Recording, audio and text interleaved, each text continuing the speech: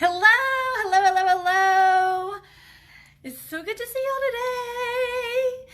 I had a question come through and I wanted to do a little video on it.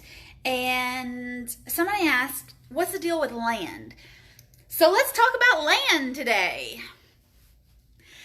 I gotta tell y'all that when I started investing, the very first, absolute very first piece of property that I bought, that I ever put my name on, that ever actually qualified me to be a real estate investor, was on a chunk of land. Okay? And I gotta tell you that I have my auctioneer's license, I've got a real estate license, and in order to get a real estate license and an auctioneer's license, you have to be an apprentice. So I was serving my time at an auction one Saturday, and we were selling land. It was December 2012, December the 3rd, 2012. I can't remember squat, but I remember that day because it changed my life. And I was hanging out at the auction. We were in the M counties, so we had like 90 properties that we were going to be selling that day, and it was all foreclosure properties.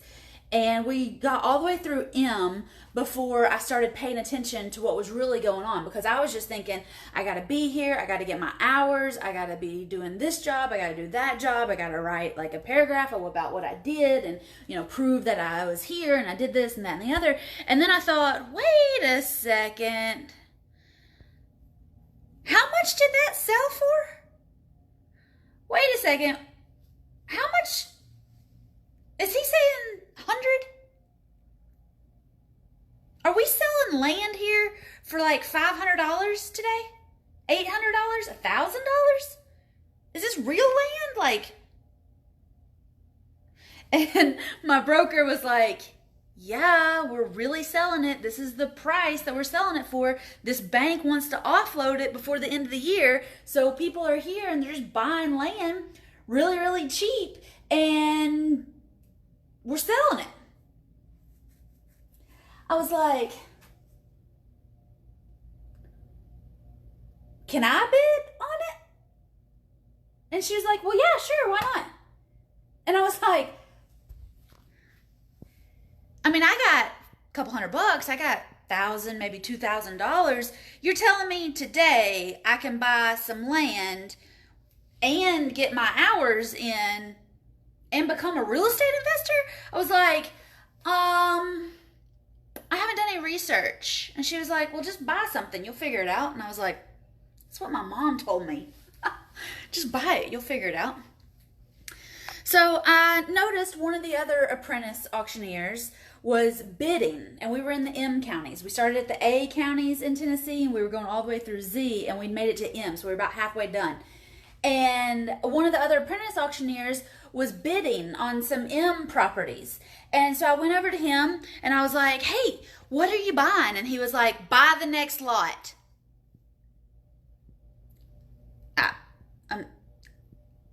I said, what are you buying? He said, buy the next lot, raise your hand, girl. And I was like, I don't want to buy the next lot. I just want to know what we're talking about. I just want to know what's going on over here. I just want to know. I just got questions.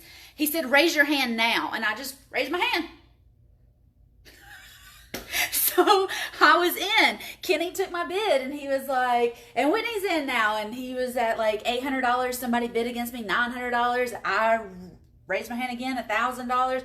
I was at an auction. I was an auctioneer. I was a real estate agent. I knew, and I'd been to lots of auctions. I knew what was going on, but I had never actually bid on the real estate before. I'd been to auctions and I bought furniture. I used to flip furniture on Craigslist. I was very familiar with the auction process, but going through it as the buyer was a totally out of body experience. Let me just promise you that. And at one point I just raised my hand again, and Kenny was like, you're winning. Don't raise your hand. I won't let you bid against yourself, okay? I remember him saying that clear as day. And then I don't really remember what else happened for the next 5 or 10 minutes, except Kenny said, all right, Whit, you won. What's your number? Because at an auction, when you sign in, you get a paddle number, and that's how you bid, because most of the time the auctioneer doesn't know you by name, so you just get a number and they keep up with whatever you win based on that number, and then you get a total at the end of the day. Y'all, I didn't have a number. I didn't even have my checkbook, because like after I won, I started freaking out. I was like, oh my gosh, I don't have my checkbook. I can't buy this today. And they were like, it's real estate. It's not a couch. You don't buy it today. We'll have to do a closing. We'll get the title work done. We'll do all the stuff. And I was like, oh yeah, okay, yeah, that makes sense. I understand how real estate works. I've just never done this before. I mean, I literally, I had no idea what I was doing, guys. And I ended up buying that piece of property that day, I think for just over $1,000. And then I had to pay, transfer taxes. I had to pay property taxes. The auction company put a 10% buyer's premium on top. So that bumped me up to at least $1,100. And then, I mean, like $1,200, I was all in on this deal. And when it was all over, I said, what did I buy and where is it? They said, you've got 1.07 acres in Decatur. I was like, Georgia? I bought land in Georgia. Why did I buy land in Georgia? They were like, no, we've got a Decatur in Tennessee. I was like, really? Where is it? Like, I had no idea what I was doing, guys. Like, no idea, no comps, no research, no nothing. I was just raising my hand and getting involved in something I had zero idea and skill with when I got started in land. After the auction was over that day, like, I don't remember what all happened for the rest of the day, but I was so excited to clock out, get my hours in, because I was just there to get my time for auctioneering. I wasn't there to do anything, to buy anything. So I clocked out at the end of the day, and I jumped in the car. I called my mom. I called my boyfriend. I was like, I bought some land, and I'm going to go see it. Oh my gosh, I was so excited. There was nothing like that feeling of, holy crap, I have no idea what I'm doing or what I just signed up for. But I typed, Lindsay, quit calling me right now. I typed, I didn't even get an address. I just got a parcel ID. So I'm in my car. I'm Googling this parcel ID. I'm translating that into like maybe a site plan or maybe what my neighbor's address would be. And I just typed it in my GPS and I took off. It took me like an hour. I was racing the sun because it was December the 3rd. And, the sun sets earlier in the wintertime than it does in the summertime, or I would have had plenty of time. But I am racing. I'm zooming down the interstate trying to go see this chunk of land because I had no idea what I bought. I didn't know if I had any trees. I didn't know if I had any grass. I didn't know what I had. I just knew that I bought my first piece of real estate, and now I was a real estate investor. I knew that 100 years ago, I wouldn't have been able to do that because I was a woman. But in December of 2012, I did it. And I was so excited, and I was thrilled. So I got down to Decatur, Tennessee. I found out that I bought over an acre of land for less than $1,200 in a failed subdivision. So during the recession, a contractor came through. He bought 20, 30, 50 acres on the river in Decatur, Tennessee, and he just subdivided all the lots. He put in underground utilities, sidewalks, lights, roads, gated entrance, everything, the whole 9 yards. The property I bought was not in the subdivision proper. It had a separate gated entrance, and I share that gated entrance with my neighbor. I found out that there was probably a Saturday in the summer of 06 or 07 where they had this huge auction and had all these people from all over the country bid on these properties. I found out that people in the subdivision had paid $39,000 per lot, up to $129,000 per lot in this subdivision. There's 5 or 6 lots that are actually on the river. Mine is not. Mine is on like the main road off Cottonport Road in Decatur. And the lady that had purchased my lot, the lot that I have, I think it's lot 12, maybe lot 13. 12, I think, because the first 12 lots that sold when they had that big auction back in 06 or 07 or whenever they had it, when they had that big auction, the first 12 lots that sold got a deeded boat slip because this subdivision is on the river And it's got its own marina on the river. It's got its own horse pasture. It's got its own like trailer parking lot so that if you're going boating, it's got its own launch. It's got its own picnic area. It's got its own like park down by the river. And the first 12 lots that were sold had a deeded boat slip. So lots 1 through 12 have a number in the marina that says that that is their slip and nobody else can use their slip. And guess who bought lot number 12 at the auction for $1,200 in 2012? Yeah, that was me. Clueless as all get out, just accidentally happened to be at an auction on a Saturday by myself, without a checkbook, without a bidding number, without any research, without any comps, without anything, just blind bidding, literally, in. I'll figure it out later, right? The woman that bought that lot that I ended up buying, she lived in California. She originally in 06 or 07 or whenever they originally sold the lots, the first person that bought lot 12 agreed to pay $69,000 for that lot. We all know what happened in 07, 8, 9. She quit making payments on it. The bank ended up with a bad mortgage because it was just a lot. There's not a house. There's nothing on it. And they took it to the foreclosure auction that I was at. I agreed to pay $1,000 plus tax, tag, and title. So they ended up taking $1,000 when that other woman had agreed to pay him $69,000. That was the very first piece of land I ever bought. I paid $1,000. She'd originally agreed to pay $69,000, and it was mine.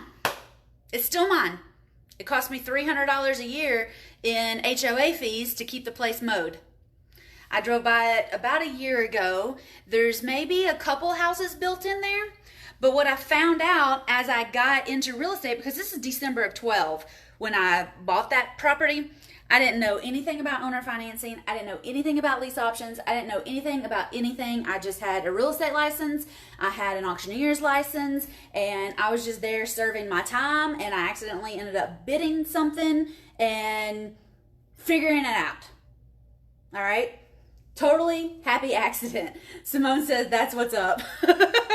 That's a come up. Exactly. That's a come up. Well, I got another land story that's a little bit better than that one, because this piece of land in Decatur cost me $300 a year plus property taxes of like, I think they're $18, maybe $28 a year. So I'm like $325 a year in the hole on this property.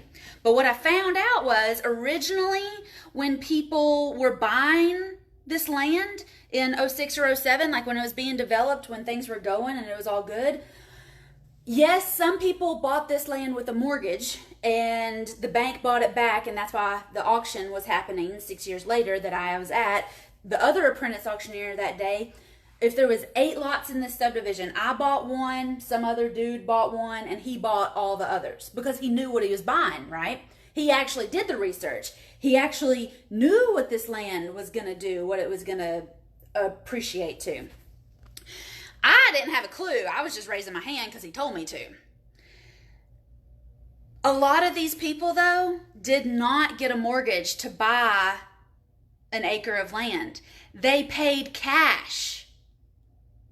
$40,000, $50,000, $75,000 cash for the same piece of land 6 years before I paid $1,000 for the same piece of land. So when I got, educated, I sent a lot of these people, the people that have the land that touches mine, I sent a lot of them a letter and I said, hey, I'll buy your land in that subdivision down in Decatur. And they were like, great, we paid $75,000 for it. Do you want to write us a check? And I was like, no.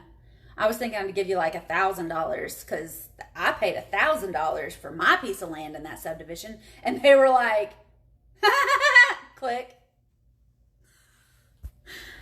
Some people paid $129,000 in cash for this land. I paid $1,000 in cash for this land.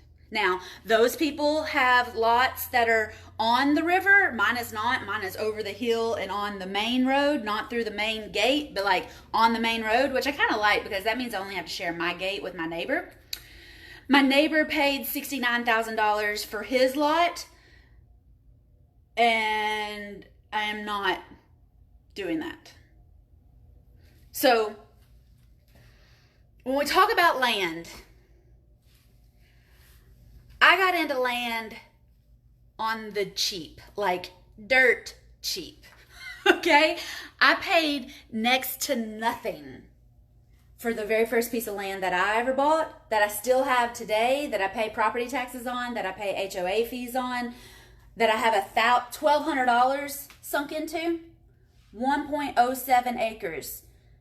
Already has paved roads, sidewalks, lights throughout it, underground utilities. The lot is ready, and the HOA fees have all these restrictions and stipulations on what kind of houses you can build in here, and like it's a $250,000 kind of neighborhood. It's a nice place, and when it gets built up, I'll be able to sell it for $25,000, $50,000, maybe $69,000.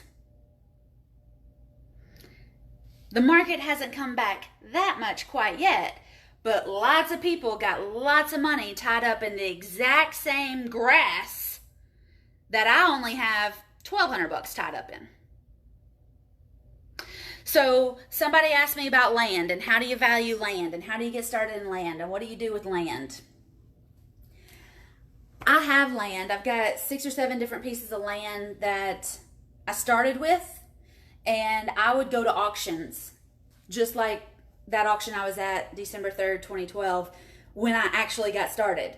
I would go to tax sale auctions, and I would buy little bitty chunks of stuff. I've got 3 acres under the lake, under Douglas, because when I was doing my research and I was doing my due diligence, because I thought I was all fancy and I was a real estate investor now, I must have a slight tinge of dyslexia, because when I was doing my research to go to a tax sale in Jefferson County and buy some land, I changed a 1 and a 7, and I thought I was bidding on 15 acres of like a hillside overlooking the lake. What I was actually bidding on was 3 acres under the lake that I paid $500 for. And I mean, I don't have any grass, I don't have any trees, I can't build anything on this. Like, I literally have land underwater. So maybe you want to learn how to buy land from me and maybe you don't. But I still have it. And, you know, I sent my neighbors their letters that said, hey, I've got the land. Do you want to buy it from me? I got $500 sunk in it. I'll let you have it for $500. So I've got other land that I bought because that's how I started. I am very much don't tell me how to do something. Let me feel through how we're going to do this. And then I will be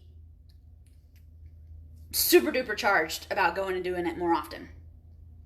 So I started buying land. I went to auctions. I went to tax sale auctions. I went to more auctions. I went to courthouse auctions. And I would just buy up little pieces of land all over East Tennessee. No rhyme or reason. Just going through the process and just buying it.